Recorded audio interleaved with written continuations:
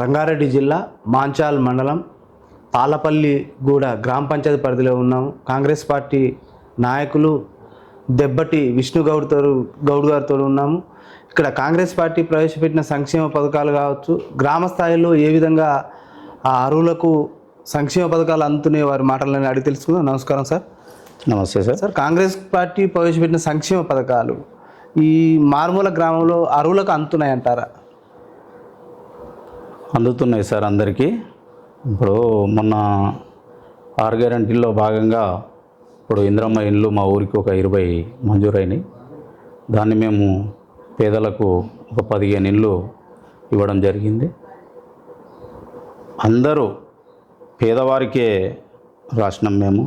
ఎవరు కూడా ఏది బిల్డింగులు కానీ రేకుల ఇండ్లు కానీ ఉన్న వాళ్ళకి ఎవరికి ఇవ్వలేదు. మొత్తం ఇండ్లు లేని వాళ్ళకే ఇచ్చినాము. అందులో ఇప్పుడు ఒక 10 ఇండ్లు కంప్లీట్ దశకు వచ్చినాయి. ఇంకొక 5 ఇండ్లు కొంచెం వాళ్ళ ఆర్థిక పరిస్థితి బాగలేక వాళ్ళు ఇంకా బేస్మెంట్ లెవెల్నే ఉండిపోయింది.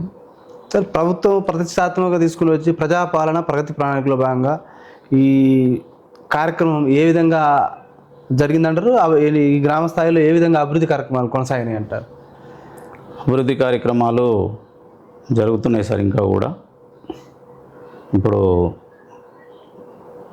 వీధి లైట్లు కానీ, అండర్ డ్రైనేజ్ కానీ, సీసీ రోడ్లు కానీ కొన్ని అంటే ఇంతకుముందుకు శాంక్షన్ అయినవి కూడా మొన్న ఈ ప్రభుత్వంలో వేయడం జరిగింది. మా గవర్నమెంట్లో పనులు బాగానే జరుగుతున్నాయి. కాకపోతే ఇక్కడ మా బాధ ఏంటంటే సర్పంచ్ కూడా మేము గెలుచుకుంటే బాగుండేది. చాలా కష్టపడ్డాము చాలా. కాకపోతే ఇక్కడ బీజేపీ టీఆర్ఎస్ ఒకటయ్యి వాళ్ళ కుట్రలకు మేము బలైపోయినాం. చాలా స్వల్ప మెజార్టీతోటి ఓడిపోవడం జరిగింది.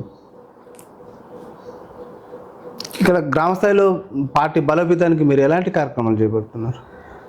కార్యక్రమాలు అంటే చేస్తున్నాం సార్. నేను 2009 రంగన్న గారు ఇక్కడ ఫస్ట్ ఎమ్మెల్యేగా ఇబ్రాహీంపట్నం కాన్స్టిట్యున్సీలో పోటీ చేసినప్పటి నుంచి నేను 2009 నుంచి చాలా క్రియాశీలంగా పనిచేస్తున్నాను. తర్వాత కూడా పార్టీ ఆయనకు టికెట్ ఇవ్వలేదు. తర్వాత ఇండిపెండెంట్గా రామరెడ్డి గారు వేయడం జరిగింది. తర్వాత 2018లో కూడా చాలా కష్టపడ్డాము.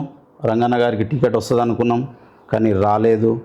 అయినా కూడా కార్యకర్తలు బలము, ఇక్కడ నాయకుల బలం చూసుకొని అన్నగారు ఇక్కడ బీఎస్పీ నుంచి ఏనుగు గుర్తు మీద పోటీ చేసినా కూడా చాలా కష్టపడి స్వల్ప తేడాతోటి ఓడిపోవడం జరిగింది. కానీ చాలా బాధపడ్డాం. ఎట్లా అంటే ఒకానొక దశలో రంగన్న గారు గెలుస్తున్నారని చెప్పి మేము ఎక్కడో డ్యూటీలకు పోయిన వాళ్ళం కూడా వచ్చి పటాకులు గిట్ల అన్నీ తీసుకొని వచ్చి మేము అంటే సెలబ్రేషన్ చేసుకుందామన్న దశలో, ఎందుకంటే 4 గంటలప్పుడు చూస్తేనేమో అన్నగారు మెజార్టీలో ఉన్నాడు గెలుస్తున్నాడు అన్నారు. అదే నీకు 6 గంటలకు వచ్చేసరికి మొత్తం ఈవీఎంలు పనిచేయట్లేదని చెప్పి ఓ 2 గంటలు దాన్ని సస్పెండ్లో పెట్టి తర్వాత 8 గంటలకు బీఆర్ఎస్ కిషన్ రెడ్డి గారు విన్ అయ్యిందని చెప్పి వాళ్ళు సెలబ్రేషన్ చేసుకోవడం, మేము చాలా బాధతోటి వెనుకకు మళ్ళడం జరిగింది. ఇక్కడ ప్రతిపక్షాలు గెలిచిన దగ్గర సర్పంచులు కావచ్చు, వార్డు మెంబర్లు కావచ్చు, నిధుల విషయంలో అధికార పార్టీ కాంగ్రెస్ పార్టీ నిర్లక్ష్యం వహిస్తుంది, నిధులు ఇస్తలేదని ప్రతిపక్ష పార్టీల నాయకుల ఆరోపణ. ఇది ఎంతవరకు వాస్తవం అంటారు? అందులో వాస్తవం లేదు సార్. ఇప్పుడు అందరికీ ఎక్కడ ఇప్పుడు రంగన్న గారు ఒకటే చెప్తారు, ఇప్పుడు మనకు పార్టీలతోటి సంబంధం లేదు, మన ఇబ్రాహీంపట్నం కాన్స్టిట్యున్సీ మనం డెవలప్ చేసుకోవాలి, మనం అభివృద్ధి చేసుకోవాలి, అందరికీ ఇచ్చినట్టు మనకు ఇస్తాడు అంతే తప్ప మనకు స్పెషల్గా ఇప్పుడు ఇక్కడ బీజేపీ సర్పంచ్ ఉండని చెప్పి ఫండ్స్ ఆపడం ఏం లేదు. అవి వస్తున్నాయి, జరుగుతున్నది అభివృద్ధి కూడా. అది వాళ్ళు కావాలని చెప్తున్నారు కానీ అది ఏం లేదు సార్. అది ఇక్కడ ఈ మన తాళ్ళపల్లిగూడ గ్రామ పంచాయతీని ఎమ్మెల్యే గారు ఎన్నిసార్లు సందర్శించారు? అభివృద్ధి విషయంలో ఎమ్మెల్యే గారి సహకారం ఏ విధంగా ఉందంటారు?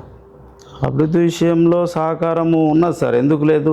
కాకపోతే ఆయన ఒకటే అంటాడు, నా దగ్గరికి వచ్చి అడిగితే నేను చేస్తాను, అంతేగాని నా దగ్గరికి రాక మీరు ఎక్కడో ఉండి మీరు కావాలి అంటే నేను ఎట్లా ఇస్తాను? నా దగ్గర రండి, మీ సమస్యల మీద నా దగ్గరకు వచ్చి డిస్కషన్ చేయరు, మీకు ఏం కావాలనో తీసుకొచ్చి నా దగ్గర కలిస్తే నేను తప్పకుండా ఆ సమస్యలు నేను పరిష్కరిస్తానని చాలాసార్లు చెప్పడం జరిగింది. కాకపోతే ఇక్కడ ఇప్పుడు సర్పంచ్ గారు అది బీజేపీ టీఆర్ఎస్ గెలిపించడం వల్ల ఆయన ఎందుకో భయపడి రావట్లేదు. ఇప్పుడు వాళ్ళు ఏమంటున్నారంటే ఇప్పుడు బీజేపీ వెళ్తే బీజేపీలతో కష్టం, ఇప్పుడు వెళ్ళకపోతే అక్కడ అభివృద్ధి జరగట్లేదు అని చెప్పి కాంగ్రెస్ వాళ్ళు మేమే అంటున్నాం. ఎందుకంటే మేము స్వయంగా సర్పంచ్ గారికి చెప్పాం, ఏమని వెళ్దాము ఒకసారి మనం 10 మంది వార్డు మెంబర్లు ఉంటాం, సర్పంచ్ గారు మనం వెళ్ళి ఒకసారి రంగన్న గారిని కలిసి మన సమస్యల మీద మనం మాట్లాడి మనకు కావలసిన నిధులు మనం తెచ్చుకుందాము అని అంటే. ఎందుకంటే ఇప్పుడు ఎట్లా అంటే ఆయనది 2 గుర్రాల మీద సవారీ అయిపోయింది అనమాట. 2 గుర్రాల మీద సవారీ అయిపోవడం వల్ల ఏంటంటే రేపు పొద్దున ఏమవుతుందో అని వాళ్ళు రావట్లేదు. సార్ ఇక్కడ ఈ ఇబ్రహీంపట్నం నియోజకవర్గ ప్రాంతం కావచ్చు, ఇక్కడ స్థానికంగా ఉన్న గ్రామాల్లో గ్రామ ప్రజలకు ఇక్కడున్న ఫ్యాక్టరీలలో ఉద్యోగాలు స్థానిక ప్రజలకు యువకులకు కాకుండా బయట నుంచి వచ్చే వాళ్ళకి ఇస్తున్నారని మా దృష్టికి యువకులు తీసుకొచ్చారు సార్. మరి ఇది ఎమ్మెల్యే గారి దృష్టికి తీసుకపోయి ఇక్కడ స్థానికంగా ఉన్న యువతకు ఉపాధి కల్పించే అవకాశాలు మీరేమైనా కల్పించే అవకాశం ఉందంటారా? ఎక్కడ సార్ ఇప్పుడు ఇక్కడ స్థానికంగా ఉన్న ఫ్యాక్టరీలు ఉన్నాయి కదా, ఇక్కడ దగ్గరలో ఉన్నాయి ఫ్యాక్టరీలు అంటే ఇప్పుడు ఎక్కడ ఉన్నాయి సార్? ఇక్కడ మాకు దగ్గరలో అంటే పెద్దది అంటే Ramoji film city. Ramoji film city అంటే ఇప్పుడు ఇప్పుడు చదువుకున్న వాళ్ళకు కంపల్సరీ అర్హత తగ్గట్టు వాళ్ళకు జాబ్లు వస్తున్నాయి. నేను కూడా 20 సంవత్సరాలు రామోజీ ఫిలిం సిటీలో జాబ్ చేశాను సార్. అని అట్లాంటిది ఏమీ లేదు. కొంతమంది మా దగ్గర యువకులు తీసుకొచ్చిన మాట అంటే ఫ్యాక్టరీలు ఉన్నాయి, అక్కడక్కడ కంపెనీలు ఉన్నాయి, అక్కడ చిన్న కంపెనీలు స్మాల్ ఇండస్ట్రీ దగ్గర మాకు అవకాశాలు బయట నుంచి వచ్చిన వాళ్ళు కొల్లగొడుతున్నాం, ఇంకా మీకు స్థానికంగా ఉన్న మా భూములు ఇక్కడ ఉన్నాయి, భూములు కూడా మేము కోల్పోతున్నాం, మాకే ఉపాధి కల్పించాలని యువత అంటున్నది. ఇది ఎమ్మెల్యే గారి దృష్టికి ఏమైనా తీసుకెళ్తారా ఈ విషయాన్ని? తీసుకెళ్తాం సార్ తప్పకుండా. వాళ్ళకి అవకాశాలు దక్కే మార్గం ఉందంటారా అని నేనైతే అనుకోవట్లేదు సార్. ఎందుకంటే అర్హత తగ్గట్టు అక్కడ మనకు పోతే జాబ్లు వస్తాయని నేను అనుకుంటున్నాను. ఎందుకంటే నేను ఒక 20 సంవత్సరాలు నేను ఒక ఇండస్ట్రీలో నేను పనిచేశాను. అందుకనే వాళ్ళు వెళ్ళక ఇక్కడ ఏదో కావాలని చెప్పి బురద జల్లే ప్రయత్నం చేస్తున్నారు తప్ప వీళ్ళు వెళ్ళి అక్కడ వాళ్ళ అర్హత తగ్గట్టు వాళ్ళు ఏది మాట్లాడుకుంటే వాళ్ళకి తప్పకుండా జాబ్లు వస్తాయని నేను అనుకుంటున్నాను. ఇక్కడ యువత ఉద్యోగానికి సన్నద్ధం కావడానికి లైబ్రరీ ఏర్పాటు చేసే అవకాశం ఉందంటారా? ఎక్కడ సార్? మా దగ్గర మా గ్రామ పంచాయతీ దగ్గర ఇంతకుముందుకు లైబ్రరీ ఉండే సార్. అదేది ఇంతకుముందు మా సార్ వెంకటేశ్వర రెడ్డి గారు VR1 foundation Venkateswara Reddy sir గారు ఆయన లైబ్రరీ పెట్టిండు. దానికి చూసుకునేటందుకు ఒక మనిషిని కూడా అరేంజ్ చేసిండు. దాన్ని సరైన పద్ధతిలో వినియోగించుకోలేదు కాబట్టి ఇక అది క్లోజ్ చేయడం జరిగింది. సార్ గత బీఆర్ఎస్ పాలన ఇప్పుడున్న కాంగ్రెస్ పాలనకు తేడా ఏంది, ఎలాంటి అభివృద్ధి జరుగుతుందంటారు? ఇప్పుడు గత పాలనకు ఈ పాలనకు తేడా ఏంటంటే సార్, గత పాలనలో రైతులు టైముకు ఏదో రైతు బంధు వస్తుందని చెప్పి వాళ్ళు అనుకుంటున్నారు. కాకపోతే ఇప్పుడు 6 గ్యారెంటీల్లో భాగంగా ఇప్పుడు మాకు గృహజ్యోతి నెలకు వచ్చేసి ఎంత లేదన్నా 600 నుంచి 700 రూపాయలు మాకు సేవ్ అవుతున్నాయి. తర్వాత ఇప్పుడు ఆడవాళ్ళకి ఫ్రీ బస్సు పథకము, ఇప్పుడు రోజు వెళ్ళకపోయినా కనీసము వారంలో ఒక 2 సార్లు అయితే ఏదో ఒక పని మీద బయటికి వెళ్తారు, ఇది ఉపయోగపడుతున్నది. తర్వాత ఇప్పుడు ఇంకేముంది సార్, మన ఈ సంక్షేమ పథకాల విషయం, సంక్షేమ పథకాలు, ఫ్రీ కరెంటు జీరో బిల్ అమలు అవుతుంది కదా సార్. ఇంకా ఇవి గ్యాస్ పైసలు కొంతమంది పడతాయి. గ్యాస్ పైసలు అంటే అవి అందరికీ పడట్లేదు సార్, అవి పడతలేని మహిళలు మా దృష్టికి తీసుకొచ్చారు. సార్ మీరు ఒక వార్డు మెంబర్గా ఉన్నారు, ఇప్పుడు వానాకాల సీజన్ స్టార్ట్ అయింది, అంటే వ్యాధులు ప్రబలే అవకాశం ఉంది. మీరు మీ వార్డుని శుభ్రత విషయంలో కావచ్చు, పరిసరాల పరిశుభ్రత విషయంలో మీరు ఎలాంటి చర్యలు చేపడుతున్నారు? మేము గ్రామ పంచాయతీ సిబ్బందిని ప్రతిరోజు మేము అలర్ట్ చేస్తున్నాం సార్. ఎందుకంటే అండర్ డ్రైనేజీలు మాన్యువల్ ఓపెన్ చేయించేసి ఎప్పటికప్పుడు క్లీన్ చేయించడం కానీ, తర్వాత ఎవ్రీ 15 డేస్కి ఒకసారి ఊరంతా దోమల కోసం శానిటైజర్ చేపించడం జరుగుతుంది సార్. ఇంకా వార్డులో ఇంకా కొన్ని సమస్యలు ఉన్నాయంటారు మౌలిక సదుపాయాలు. ఆ కల్పనకు మీ కృషి ఎలా ఉండబోతుందంటారు? ఇప్పుడు వార్డులో సమస్యలు అంటే సార్ మనకు ముఖ్యంగా మనకు కావాల్సింది ఏంటి సార్, మనకు డ్రైనేజీ క్లీనింగ్లో కావాలి, వీధి లైట్లు ఉండాలి, తర్వాత మనకు సీసీ రోడ్లు ఉండాలి. మన దగ్గర మ్యాక్సిమం అన్ని సీసీ రోడ్లు, అండర్ డ్రైనేజీలు, తర్వాత వీధి లైట్లు. ఇప్పుడు ఇంతకుముందుకు ఇప్పటికి తేడా ఏంటంటే సార్, ఇంతకుముందుకు వీధి లైట్ పోతే దాన్ని ఒక వారం రోజుల దాకా ఎవరు పట్టించుకోకపోయేది. ఈరోజు వీధి లైటు ఈరోజు నైటు వెలగట్లేదు అని అంటే మార్నింగు వేపియడం జరుగుతుంది సార్. మేము దాంట్లో ఎలాంటి పొరపాట్లు లేవు.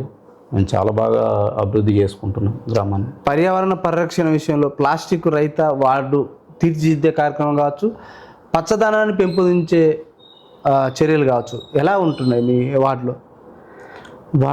మేము ప్రతి ఇంటికి 2 బకెట్లు ఇచ్చాం సార్. అంటే తడి చెత్త పొడి చెత్త